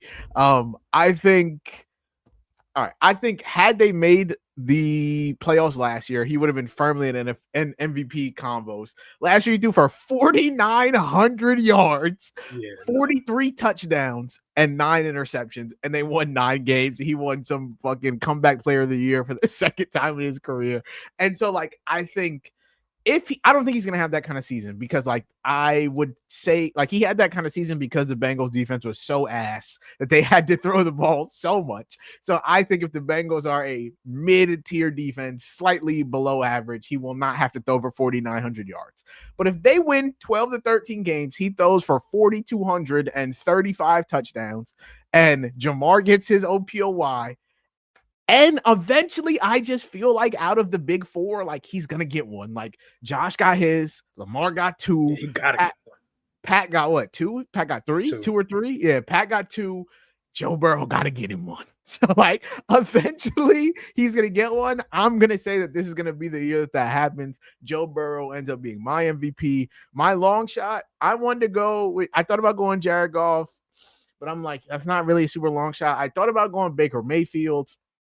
But then I'm like, I thought about Baker because their offense should be good. That division is kind of ass. So I was like, okay, cool.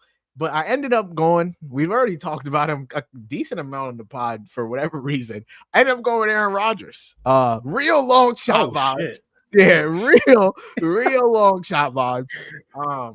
I think I kind of already explained if the Steelers, let's say the Steelers win the division, everything goes right. They have the best defense in the league. Their offense is pumping out numbers. Aaron Rodgers is 41, throwing for 35 and 35. He's a little bit more mobile 2 years after the Achilles. He looked good at the back end of last season. He did. And so, I could see it happening. He goes out on top. I don't think the Steelers have a fucking shot in hell of winning the Super Bowl. But, regular season-wise, I could see him being the and I think that they have enough like tough games that if they win them, like they have the 10th hardest strength of schedule. So like they're going to play all of the top teams pretty much. And if they win those in primetime games, in statement games, Aaron Rodgers outduels Lamar. Like I could see he gotta play. They gotta play the Packers too. Aaron Rodgers outduels his 4. Like yeah, I could see it happening. And like he'll have the narrative. Like he'll be. I think he's 1 win away from being like the 5th quarterback to beat every single team because he's never beat the Packers. He's never played the Packers. Yeah. So like if they beat y'all, he will have that on it as well. So like I think I could see the narrative of Aaron Rodgers winning MVP. It's obviously not likely. It's a long shot for a reason. But like Joe Burrow is my main pick. Aaron Rodgers is my dark horse. I like it. I like it.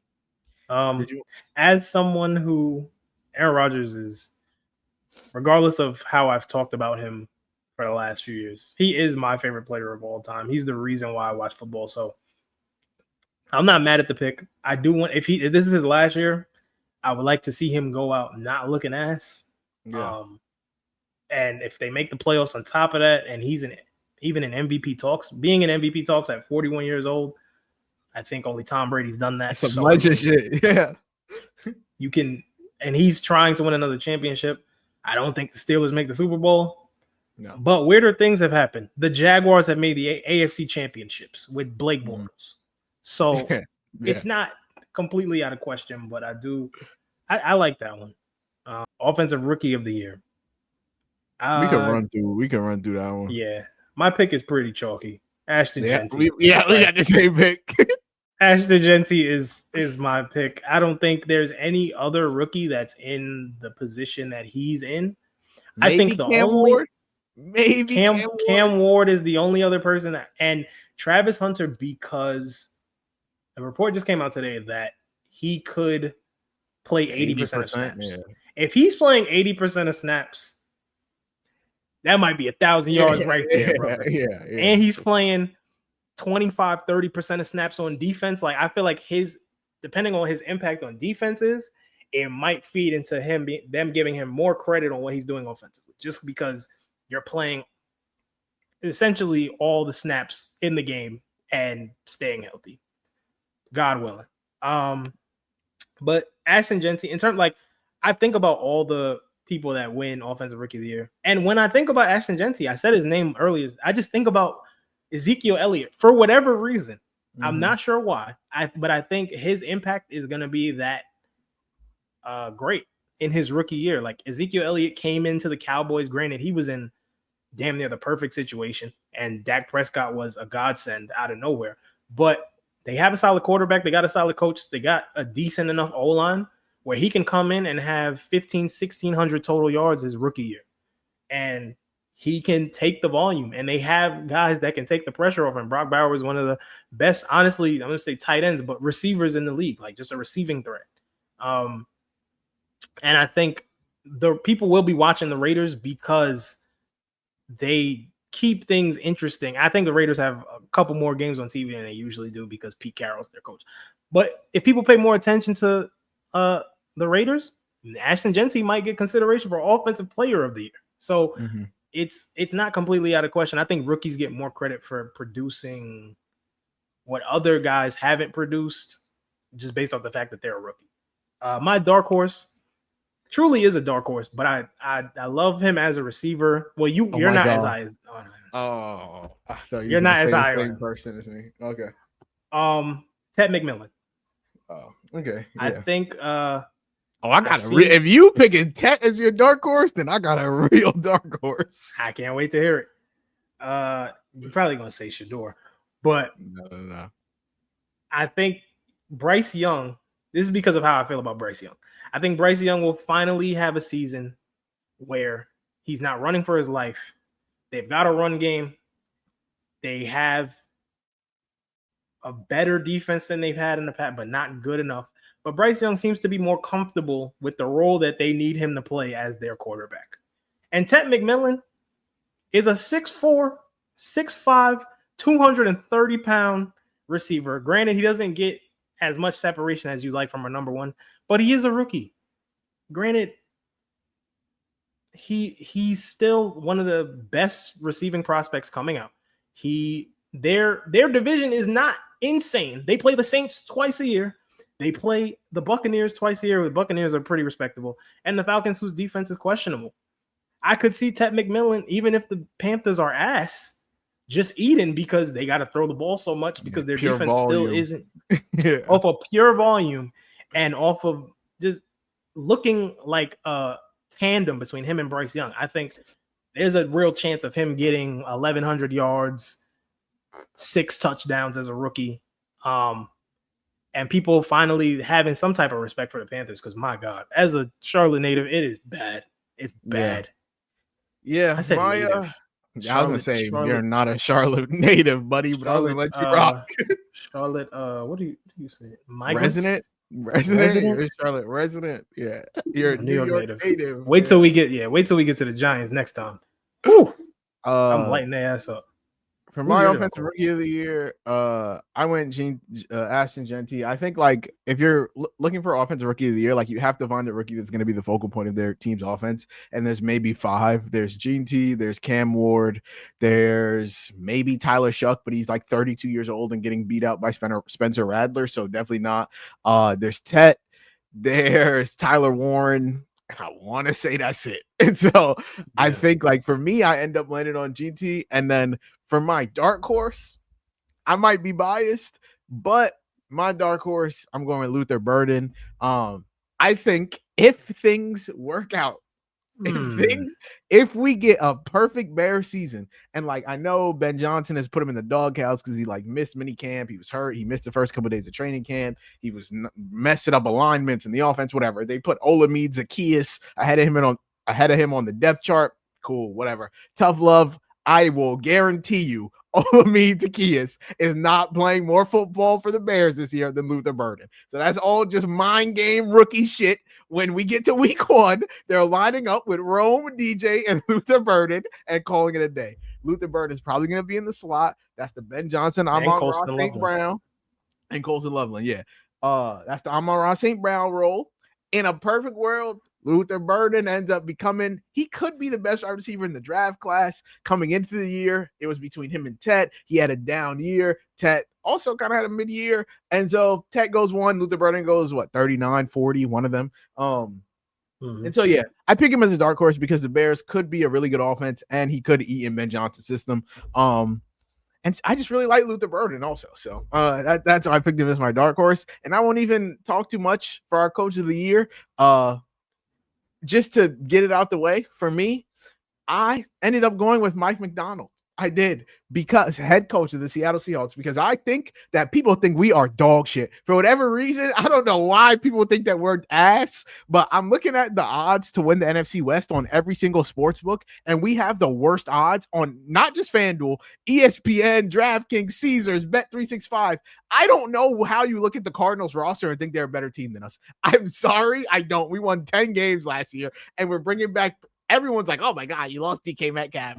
Who gives a fuck? Like, JSN might be better than DK Metcalf already. So, like, cool, we replace him. Sam Darnold might be better than Geno Smith currently. We have a better defense. Like, I don't know how people think we got this much worse. Like, everyone loves to act like the Cardinals are this better team. I think the Rams are probably the best team in the division. I don't know why the people think the Niners are that good. Their wide receiver 1 is fucking Ricky Pearsall. Like, I don't. It's Jawan Jennings, actually. Yeah, it's Jawan Jennings who has a hamstring or a calf or whatever the fuck. It's Jawan Jennings. Like, I get it.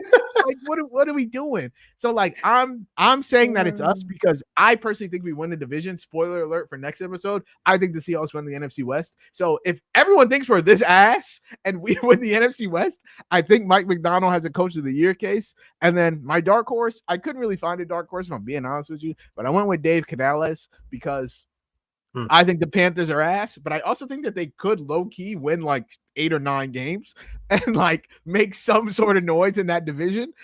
Because I like Bryce, I like Tet, I like Jatavion Sanders, I like JC Horn. Yeah, I think they have a decent team. Like, I like Chuba Hubbard. And so, yeah, I ended up taking Dave Canales because they might shock some people and win more games and make a run for the division, honestly. So, yeah, that's my coach of the year. My coach of the year picks make absolutely no sense. I just picked two guys. Somebody who might win, who I thought might win, and somebody who I was like, in another world, maybe. My pick is Sean Payton. I have stated that I do think the Broncos can possibly win their division. And if they do, I think you can't ignore the fact that they just dethroned the champions of the AFC West for the last, we said 9 years. Champion of the AFC period. Yeah. I'm saying, like, that can't go unnoticed. And I think they'd have to win 10, 11 games at least to win that division. And if they do that, Sean Payton should be coach of the year with a second-year quarterback and rookie running back and a J.K. Dobbins who is 2 years off of ruining his knee. So, and their defense is very well coached and they're very consistent. And like I said, very high on the Broncos. Said it before. My dark horse also makes no sense, but I put it down anyway. I'm going Mike Vrabel. I have the Patriots second in our AFC East rankings. I think he's a really good coach, and in a perfect world, Drake May plays mistake-free football, and Stephon Diggs has a come to Jesus season, and Kyle Williams is a breakout candidate for Rookie of the Year that no one saw coming, and Travion Henderson has a better rookie season than Ashton Genty, then hell yeah. Why not? That's why we call it a dark horse. There we go. That is so boom. That is before we get up out of here. What was your surprise for me? Yeah. So you usually make me do the little TikTok would you rather's. Mm-hmm. So I got a start bench cut for you. Okay. And I'm calling it GOAT Sports Edition. So it's not like usually you see a start bench cut and it's three guys from the same sport that play the same position. Nah, it's gonna be three guys all from different sports. And they are some of the greatest in their respectable sport. And it might be sports that you're not even expecting, brother. So let's go. I'm not a sports historian, so you're going to make me look crazy, but I bet. I am. Because you done made me look crazy in the past. Yeah, we got three different categories. First category, I'm calling it all-time great, but not GOAT. First, we got Ken Griffey Jr. Okay. We got Kobe. Oh, okay. And we got Randy Moss. Okay. Start bench cut. Start bench cut. Ken Griffey Jr., Kobe, and Randy Moss. I mean, I'm starting Kobe because 5-time champion, top 10 player in the sport, my GOAT on my wall. Something that's an easy start for me. Between Randy Moss and Ken Griffey Jr. Wide receiver is a tough one. Did Ken Griffey ever win a title? Did he win a World Series? Nah, but baseball's looked at a little bit differently than like other sports. Like a lot of the greatest players, Barry Bonds never won a chip. So okay, but like in like baseball world, right? Because I'm not really in baseball world. Ken Griffey Jr. considered like a top 20 player of all time? Like, give me a NBA comp. I got you. Who's his? No, I'm gonna just give you his career stats. So obviously a Hall of Famer. Okay. He has an MVP, and he has an MVP. Okay. He has an MVP, 13-time All-Star, 10-time Gold Glove, 7-time Silver Slugger, All-Star MVP, some type of Player of the Year, and he won the Home Run Derby 3 times. In his career, 630 home runs, batting average of 284. Okay. All right. I gotta look up Randy Moss. I got you. Hold on. I got you. Because I want to say, I'm not gonna say what I want to say. I'll give it a hold on. So Randy Moss, just to compare, Hall of Famer also. Oh shit. What did I just do? Hall of Famer, 6-time Pro Bowl, 4-time All-Pro. 4-time All-Pro. Offensive Rookie of the Year. Offensive Rookie of the Year, 1998. Career stats of 15,000 receiving yards, which is honestly comparable. Hitting 600 home runs, just to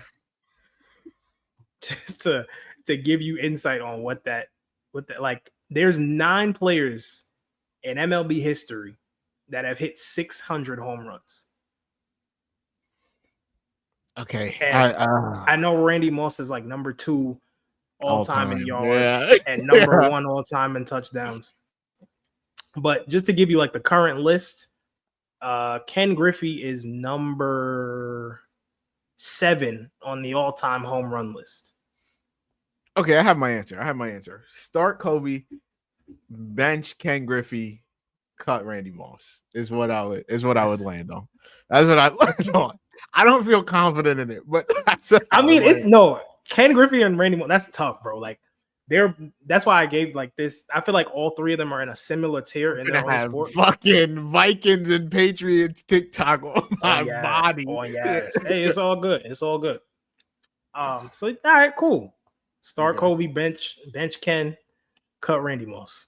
Crazy to say cut Randy Moss. Appreciate the Kobe lob. You good, because if it was somebody else, you might have been done, brother. Yeah. Okay. Second category, iconic and respected. So first we got Allen Iverson. Okay. Iverson. Second, we got Mike Vick. Vick. And third, I threw you a curveball. Manny Pacquiao. Oh, okay.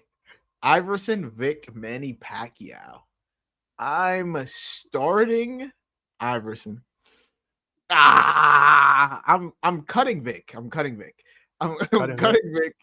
for sure. Okay. Pacquiao's kind of like legendary though. Like Iverson, listen, bro. MVP, never won a chip. Kind of iconic. Not even kind of iconic. Really iconic. One of the better shooting guards of the last 20 years. I'd say, fuck. That's honestly kind of tough. I'd say start, but like I think people consider like Manny Pacquiao one of like the 10 greatest boxers ever. I don't think people consider Iverson a top 15 player. So like I'm gonna say start Pacquiao, cut Iverson. No, start Pacquiao, bench Iverson, cut Mike Vick. I feel good about that one. No, that's I agree. I agree. Yeah. Manny Pacquiao, he's considered one of the best lefty, maybe the best lefty boxer that's ever lived. And he has a record of 62-8-2. So he has 62 wins, 8 losses, and 2 ties, and he has 39 knockouts. Yeah. So I mean, he's putting in pain. Yeah, yeah, bro. There's a reason why him Mayweather's fight was maybe the most watched fight of all time. Yeah. Like maybe the most iconic fight of all time. In modern boxing history. But I would do the same. All right, last one. What's the last one? Last one category is called Dangerous Whites. Oh, my favorite. I got one sitting right next to me. Yep. So we got 3 just cold ass white boys. Okay. Dirk Nowitzki. Okay. Dirk. Peyton Manning. Peyton. Clayton Kershaw. I knew you give me a fucking baseball player. I'll help you out. This is why I know Kershaw is like one of the better pitchers of his generation type. Mm-hmm. You feel me? But he's still playing, ain't he? So the reason why I picked him is because I feel like anytime I try to explain to somebody who Clayton Kershaw is in terms of other sports, I always say he's the Peyton Manning of pitchers. Like maybe top 5 in terms of talent, but he didn't win a championship till 2020. Okay. And he just got 3,000 strikeouts. And as you know, so did he have like a Harden? He had like a Harden career kind of narrative, no chips, but it was nice. Yeah. But but then like the conundrum of baseball is we don't really care about chips, but at the same time, like you one of the greatest, and a lot of the greatest pitchers do have championships. Ring culture not cooking in baseball. Ring culture is not a thing in baseball, bro. And honestly, it's great because that's why people just argue like, hey, Barry Bonds the greatest player I ever seen in my life. Barry Bonds, I think, played in 1 World Series, if that. And the dude hit 760 home runs. Insane. So Peyton, Dirk, Clayton Kershaw. Do you need stats? You need I career know. stats. I'm good off Peyton and Dirk. And I phoned a friend for Kershaw, so we're good. I got I'll help you out anyway, because I don't know if a lot of our viewers watch baseball. So I'll just give you his career, because he's probably retiring soon. So career accolades. MVP as a pitcher, insane. 3-time Cy Young. Cy Young is you're the best pitcher in your conference for the year. Triple Crown winner. What as is a pitcher crown in baseball? You led the league in wins. Damn, I sound like casual in this bitch. Fuck, bro. I mean, I don't even know what year. Well, hold on, let me see if I can find what year that was. What is it? Wins, ERA, strikeouts. Yeah. Wins, ERA, and strikeouts. 11-time All-Star. He has a World Series last year and in 2020. He has a Gold Glove as a shout out. Yeah. He has a Gold Glove. He's led the league in ERA 5 times. Okay. And he just reached 3,000 strikeouts like 3 weeks ago, maybe. And like I did with Ken Griffey, I'm gonna look up 3,000 strikeout stats. So just how exclusive. I know I'm starting Peyton. I know Peyton is my starter because I'd say quarterback is the toughest division in football, and he's the 4th greatest quarterback of all time. And so I'm gonna say Peyton. Most MVPs, all that, like dominated the sport of football. So Peyton is starting. Dirk is a tough one because it's like he has 30,000 points. He does. Dirk is. He has an MVP. He's got a chip. He does. He's got everything you need. Yeah. I would say, but like Triple Crown is tough. How is that? Triple Crown as a pitcher is Triple Crown as pitcher is crazy. Just thinking about it, that's insane. But like, and he's got 2 rings. All right, fuck it. Yeah, fuck Dirk. I'm gonna go. I'm gonna go start. I don't give a fuck about Dirk. I'm gonna go start Peyton. Bench Clayton Kershaw. Cut Dirk Nowitzki. Boom. All right. I feel pretty good about that one too. I'll be honest. Yeah, the last guy that I know of to get 3,000 strikeouts, CC Sabathia got it before he retired, and what's his name? Max Scherzer. So yeah, just all-time great pitchers. Just some of the names. Some of these names. I'm gonna just throw them out at you. Justin Verlander, Tom Seaver, Nolan Ryan leads all players in strikeouts. 5,714 strikeouts. The next closest is Randy Johnson with 4,800. Insane. Niggas just couldn't. Being a show. Shout out. Just couldn't hit his shit. Ain't he the one who hit the bird? Randy Johnson? Yeah. Yeah. Would have been crazy. Let's see if I can find one more name for you. Pedro Martinez, you know who that is. So you CC, yeah, that's it. Clayton Kershaw is the most recent member of the 3,000. That's like scoring 30,000 points in the NBA or hitting 600, really like 500 home runs in baseball, or getting 10,000 yards in the NFL if you're a receiver. I just wanted to get your brain. No, I appreciate that. I appreciate the baseball.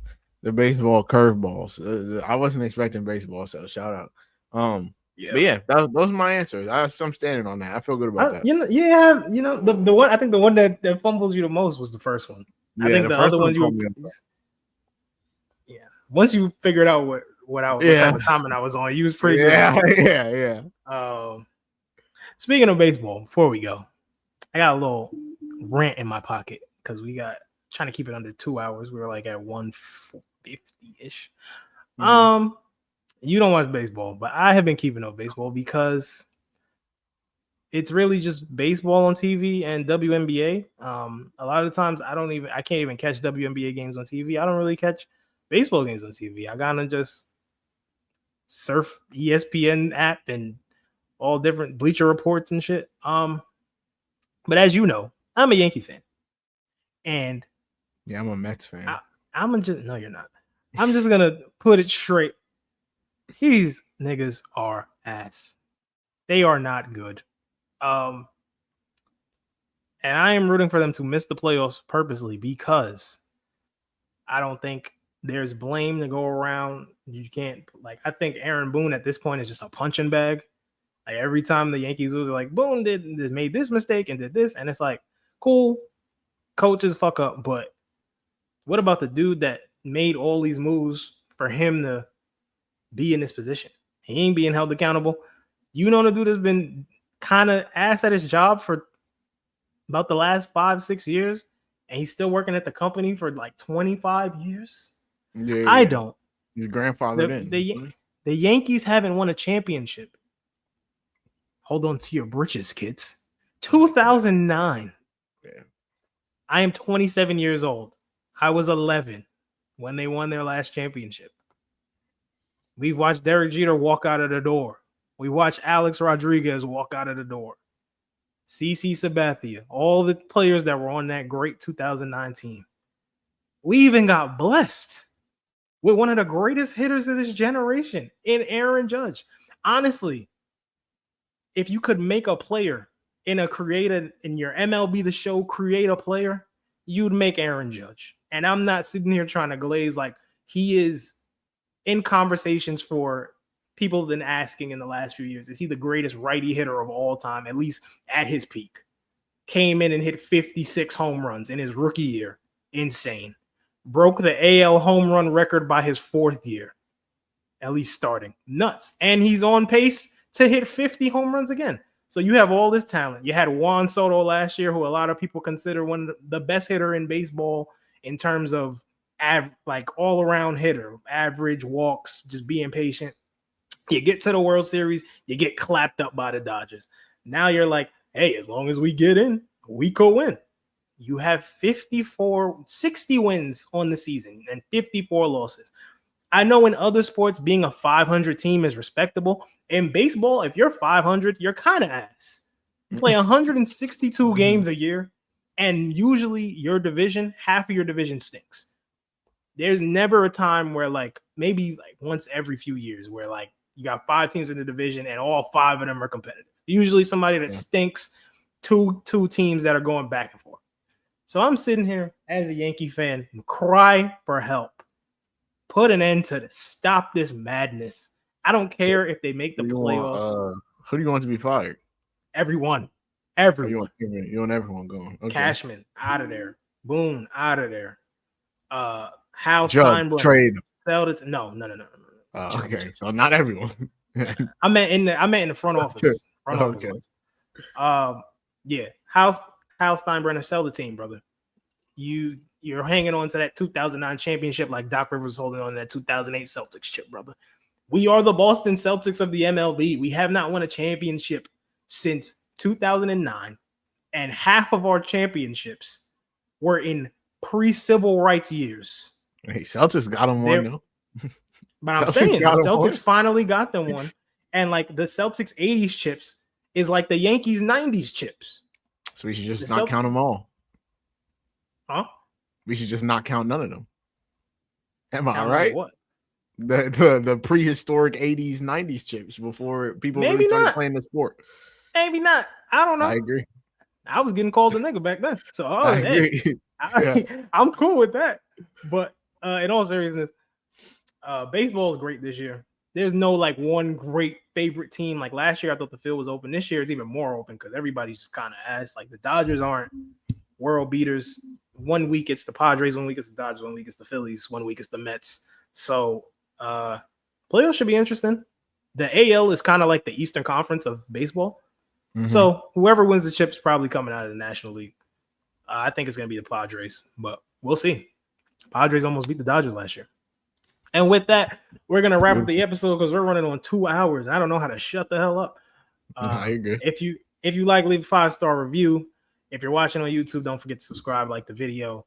Wherever you're listening to on Apple Podcasts, Google, Streambeat, whatever the hell. Yeah, Spotify, all that shit. Follow us on Instagram at Run It Up Pod. Najee on Twitter, Instagram at Najee Adams. Me, some variation of Jay Sandy. We're going to get up out of here. Appreciate y'all for listening. We'll catch y'all on the next one.